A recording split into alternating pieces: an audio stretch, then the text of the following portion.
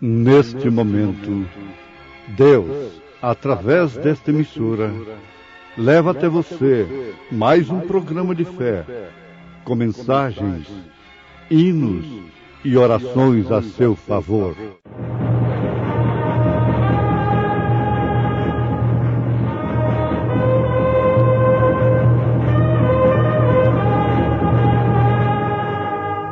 Fé para vencer.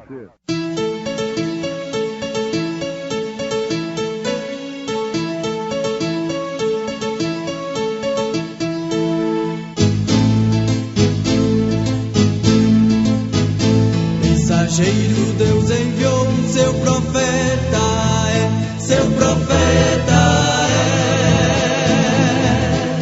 Este som de alarido retumbando está,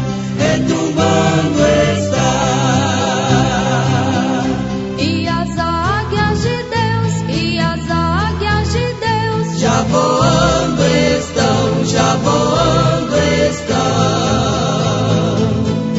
William Branham foi seu nome e Deus foi com ele, E a coluna de fogo sempre lhe seguiu, a palavra ele pregou, com fidelidade. E se o Espírito daquele que dos mortos ressuscitou a Jesus habita em vós, aquele que dos mortos ressuscitou a Cristo também vivificará os vossos corpos mortais pelo seu Espírito que em vós habita. Jesus, companheiro.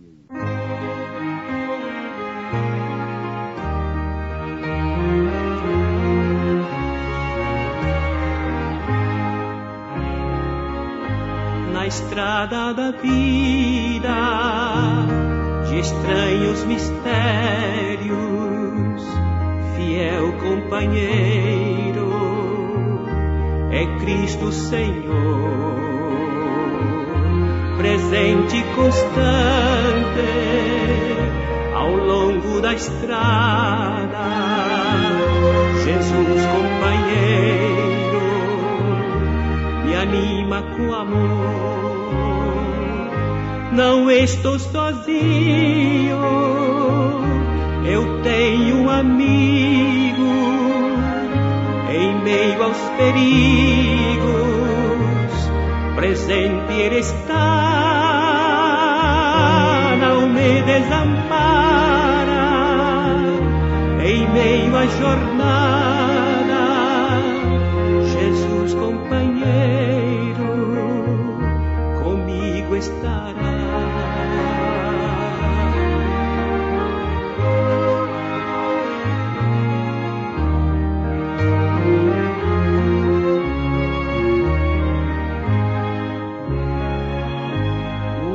Companheiro é aquele que ajuda na eterna conquista da vida real. Jesus é este amigo de doce bondade que deu à minha alma o gozo eterno. Não estou sozinho, eu tenho um amigo. Em meio aos perigos, presente ele está, não me desampara. Em meio à jornada, Jesus companheiro comigo estará.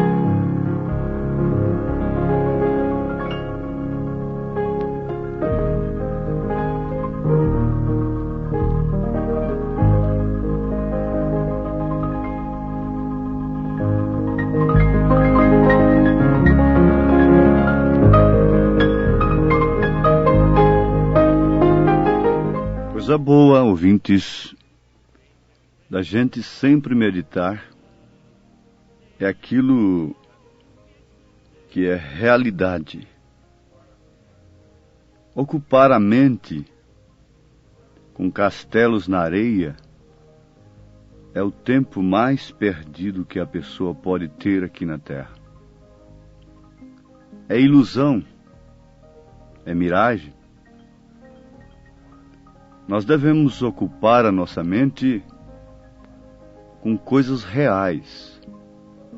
São Paulo disse: se é que já ressuscitastes com Cristo, então pensai nas coisas que são de cima, e não das que são da terra. Ele fala isso na sua carta aos Colossenses, capítulo 3. Em outras palavras, ele está dizendo: pensai no que é concreto, no que não passa nunca, ao invés de estar pensando, isto é, amarrado, envolvido somente com o que é efêmero, passageiro. Pensai, comprometei-vos com aquilo que é eterno, que não se passa. Jesus disse: ajuntai tesouro nos céus, onde a traça não rói, o ladrão não pode penetrar. Então, nós temos diante de nós já uma meditação que nos edifica, não? A síntese é esta: pensarmos em coisas reais, verdadeiras. A única coisa que é real e verdadeira é aquilo que Deus tem prometido. Não devemos esperar num céu segundo as propostas humanas, segundo os pareceres humanos, porque o céu é o melhor lugar que se pode existir, que se possa pensar na verdade. Mas o caminho para os céus não convida quem quer que seja a ir para os céus, porque é um caminho estreito, espinhoso, sem aparência, sem beleza. Jesus disse: eu sou o caminho, a verdade e a vida. Ninguém vem ao Pai senão por mim. O profeta disse que não havia nele formosura alguma para que alguém o desejasse. Estreita é a porta, espinhoso é o caminho que conduz à vida eterna, e poucos são os que encontram esta porta. Porém, larga é a porta, espaçoso é o caminho que leva à condenação, ao inferno. E muitos são os que encontram esta porta e entram por ela. Jesus disse isso em São Mateus capítulo 7. Pois bem, então, o caminho para os céus não convida ninguém. Ele não desperta cobiça, ele não desperta interesse, porque o amor tudo sofre, tudo espera. O amor não tem ambição. O amor não se oferece através de beleza, através de provocação. 1 Coríntios 13. E este amor é o próprio Cristo. O mundo dificilmente acertaria este caminho. Mas há uns poucos que têm acertado durante as eras, durante os tempos que Deus tem concedido à humanidade. Jesus disse: poucos são aqueles que encontram e entram por esta porta. Então o caminho para o céu é feio, não é convidativo, é espinhoso. O caminho para o inferno, para a perdição, é bonito, é belo, é largo, espaçoso, com toda a liberdade para o homem e para a mulher. Como poderíamos nós encontrar este caminho e trilhá-lo com segurança? Só se o Espírito daquele que dos mortos ressuscitou a Jesus habitar em nós. Aquele que dos mortos ressuscitou a Cristo também vivificará os vossos corpos mortais, pelo seu Espírito, que em vós habita, disse São Paulo, aos Romanos, capítulo 8, verso 11. O mistério tríplice de Deus é Deus em Cristo em primeiro lugar. Deus em Cristo fez de Cristo o quê? Fez dele Deus. Deus em Cristo fez de Cristo o Filho de Deus. O ungido do Senhor fez dele Emanuel, que quer dizer Deus conosco. Logo, em segundo lugar, vem Deus na igreja, Cristo na igreja. Fará dela o quê? Fará da igreja o seu corpo. Então, Filho de Deus, Deus, portanto, corpo de Cristo, é a igreja que dos mortos foi ressuscitada como Jesus. Foi ressuscitada dentre os mortos. Isto é uma linguagem que deve ser entendida espiritualmente. O corpo de Cristo foi levantado dentre os mortos. A igreja de Jesus é tirada dentre os mortos. Paulo disse que em outro tempo estávamos mortos nos delitos e nos pecados.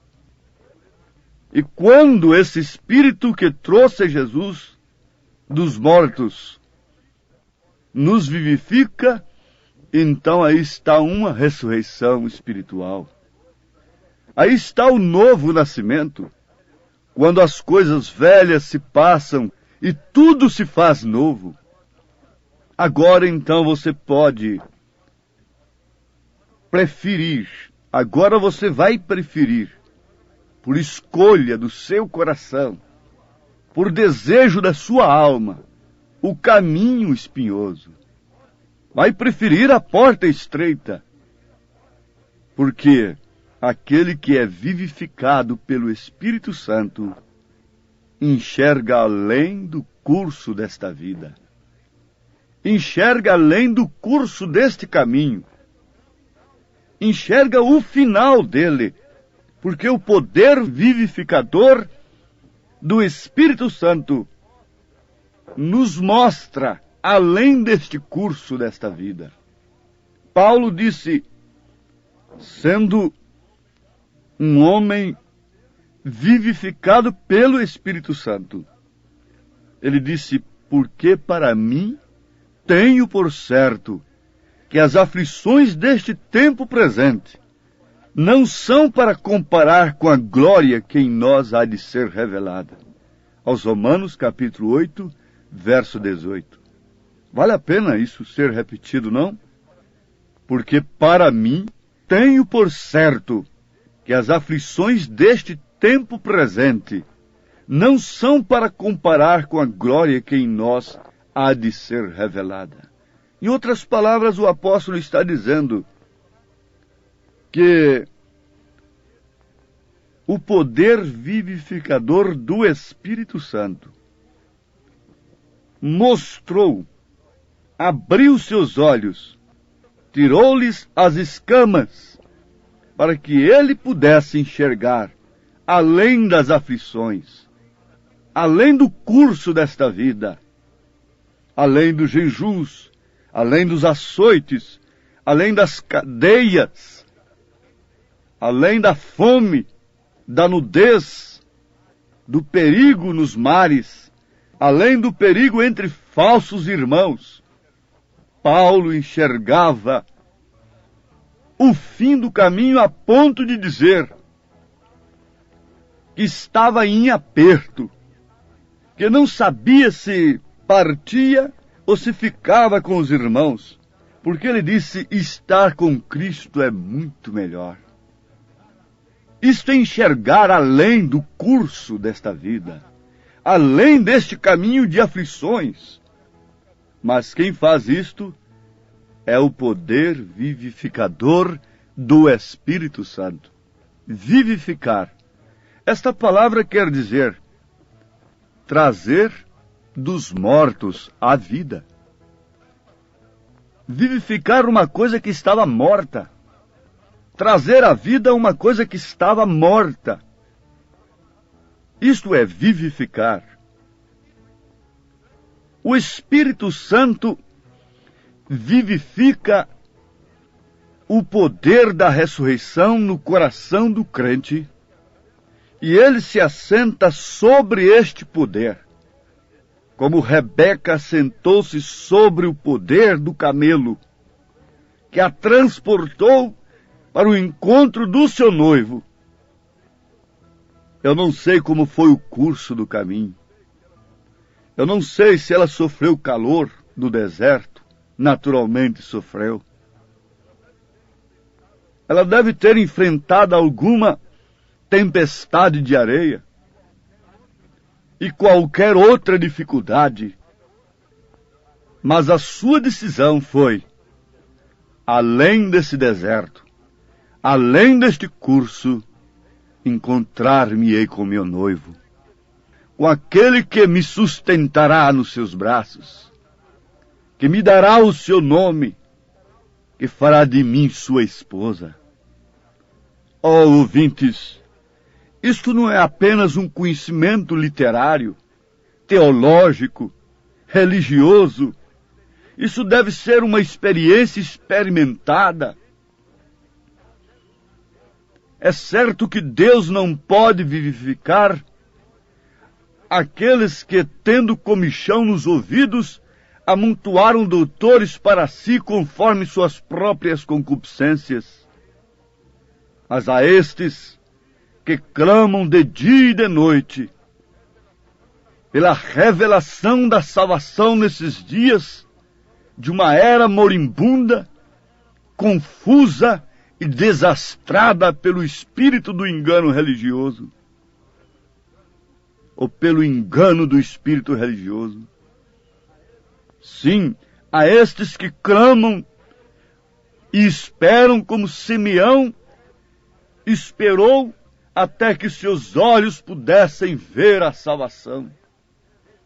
A estes Deus está obrigado a vivificar, a mostrar além do curso do caminho, a enxergar como águia enxerga, a enxergar como um profeta.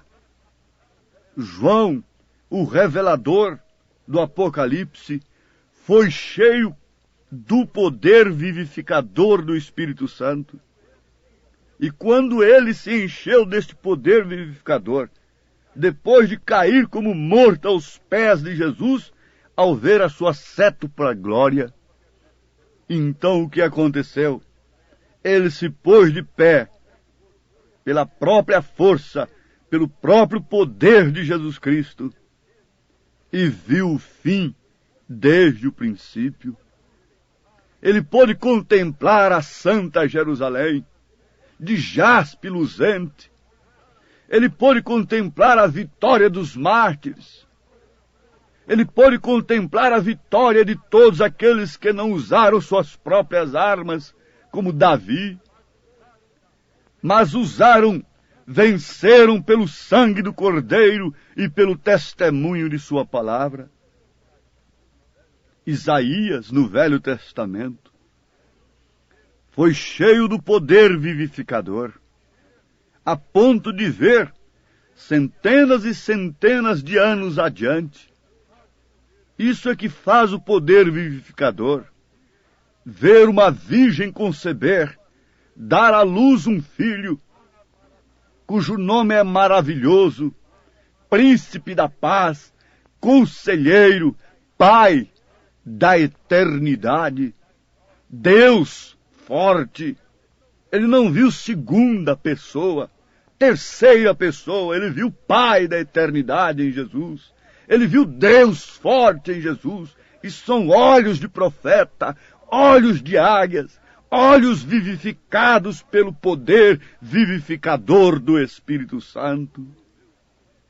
Ele viu 700 anos adiante uma virgem conceber, dar à luz um filho, e este filho crescer, realizar as obras do Pai, depois ser rejeitado por aqueles que tinham seus olhos vedados pela tradição religiosa.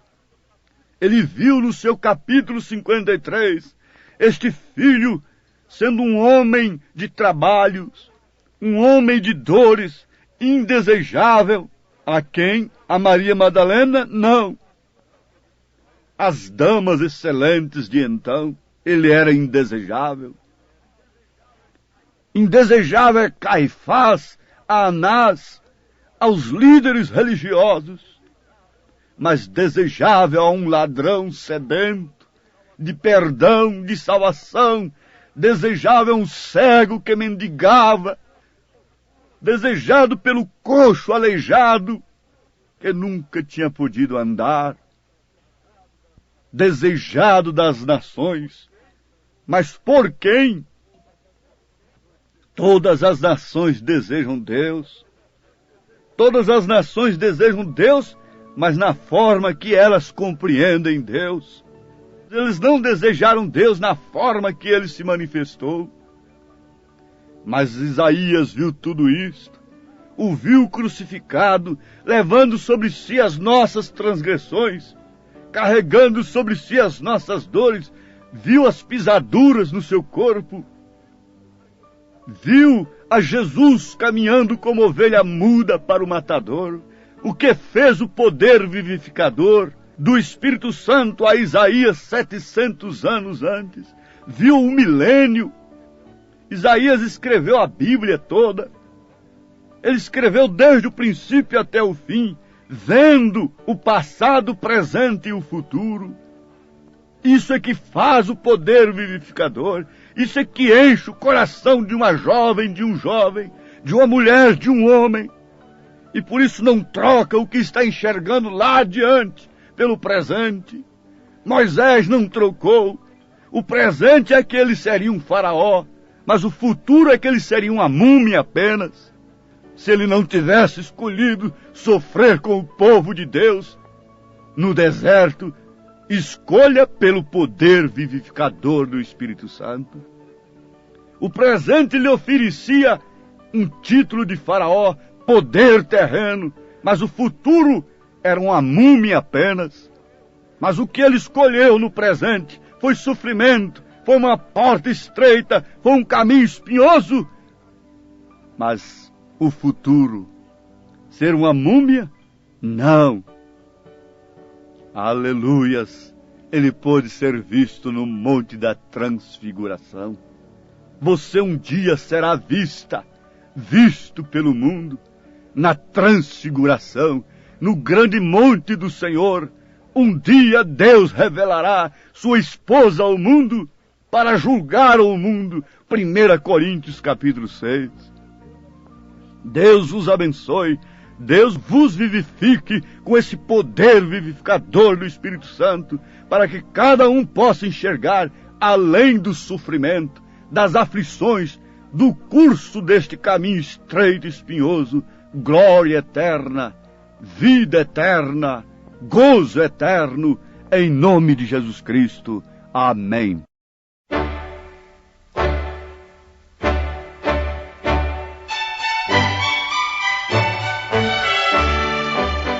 Ouvintes, escreva-nos pela caixa postal de número 15.020, 15020, CEP 74.501-970, Goiânia, Goiás.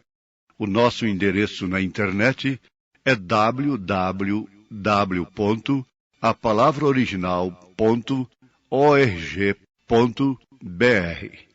Volte a nos ouvir amanhã novamente neste mesmo horário, nesta emissora, se o Senhor nos permitir, com fé no Filho de Deus, a fé que vence o mundo.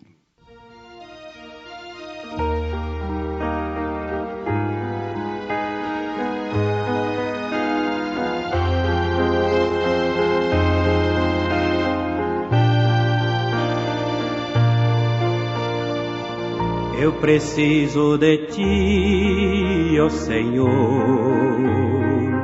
quando a morte ao meu lado chegar. Eu preciso da tua presença pra minha fronte elevar e alegrar. Eu preciso da tua amizade, não duvido que em ti há prazer. Se na vida eu tiver dissabores, alegria contigo eu terei.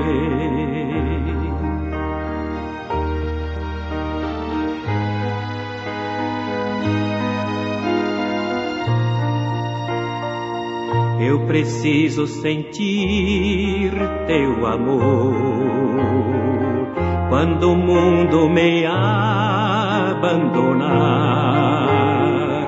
Ao teu lado as angústias desfazem, se bem perto de ti para sempre eu ficar.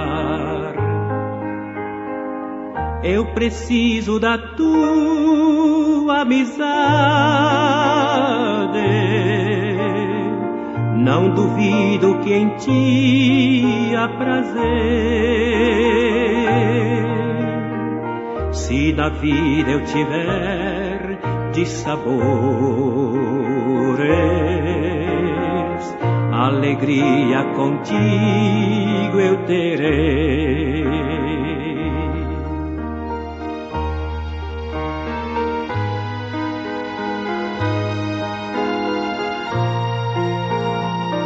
Eu preciso de ti, ó Jesus,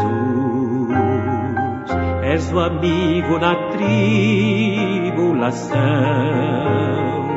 Em tuas mãos eu deponho o meu ser, os meus dias, meus passos e o meu coração. Eu preciso da tua amizade, não duvido que em ti há prazer. Se na vida eu tiver dissabores, alegria contigo eu terei.